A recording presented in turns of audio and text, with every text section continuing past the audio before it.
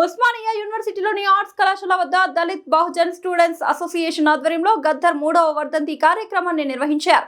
ఈ కార్యక్రమంలో DBSA state coordinator జంగిలి Darshan పాల్గొని గద్దర్ కు నివాళులర్పించారు. ఈ సందర్భంగా దర్శన్ మాట్లాడుతూ గద్దర్ రాసిన పాటలు తెలంగాణ రాష్ట్రాన్ని సాధించడంలో కీలక భూమిక పోషించాయని అన్నారు. గద్దర్ విగ్రహాన్ని ట్యాంక్ బండ్ పై పెట్టాలని రాష్ట్ర ప్రభుత్వాన్ని డిమాండ్ చేశారు. గద్దర్ జీవిత చరిత్రను పాఠ్య పుస్తకాలలో చేర్చాలని అలాగే కేంద్ర రాష్ట్ర ప్రభుత్వాలను కోరారు.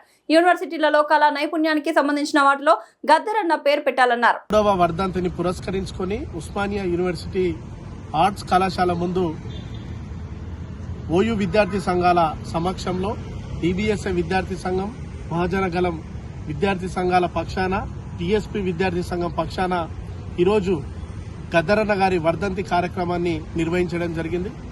ఈ సందర్భంగా గద్దరన్న గారి ఆశయాలను కొనసాగించడమే మా అంతిమ లక్ష్యంగా ఈ సందర్భంగా గుర్తు చేస్తా ఉన్నాము.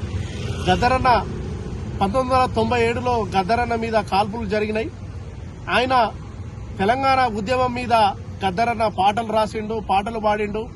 తెలంగాణ అస్తిత్వం మీద, తెలంగాణ ఆత్మగౌరవం మీద, తెలంగాణ భాష మీద, తెలంగాణ యాస మీద, తెలంగాణ ఆత్మగౌరవాన్ని నిలబెట్టే క్రమంలో గద్దరన్న రాసినటువంటి పాటలు ఎంతో ఉపయోగపడ్డాయని ఈ సందర్భంగా తెలియజేస్తూ, ఈ తెలంగాణ రాష్ట్రం వచ్చిందంటే గద్దరన్న రాసిన పాటల వల్లనే అని కూడా ఈ సందర్భంగా తెలియజేస్తూ, గద్దరన్న గారి స్ఫూర్తిని, గద్దరన్న గారి ఆశయాలను కొనసాగించడమే మా అంతిమ లక్ష్యంగా తెలియజేస్తూ, గద్దరన్న యొక్క విగ్రహాన్ని ట్యాంక్ బండ్ వద్ద పెట్టాల్సిన బాధ్యత ఈ రాష్ట్ర ప్రభుత్వాల మీద ఉన్నది. ఖచ్చితంగా కేంద్రంలో మోడీ ప్రభుత్వమైన, రాష్ట్రంలో కాంగ్రెస్ ప్రభుత్వమైన గద్దరన్న గారి సంపూర్ణ జీవిత చరిత్రను పాఠ్యపుస్తకాలలో పెట్టాలి. ఎందుకు పాఠ్యపుస్తకాలలో పెడతలేరంటే, గద్దరన్న గురించి సంపూర్ణ జీవిత చరిత్రను తెలుసుకుంటే ఈ ప్రభుత్వాలు ఆయన జీవిత చరిత్రను తెలుసుకొని ఈ ప్రభుత్వాలను కూలగొట్టే అవకాశాలు ఉన్నాయనే భయంతో ఈ ప్రభుత్వాలు గద్దరన్న జీవిత చరిత్రను పాఠ్యపుస్తకాలలోకి తెచ్చే ప్రయత్నం చేస్తలేవు. కాబట్టి ఆయన జీవిత చరిత్రను తీసుకురావాలి, ట్యాంకు బండ్ దగ్గర ఆయన విగ్రహాన్ని ఏర్పాటు చేయాలి.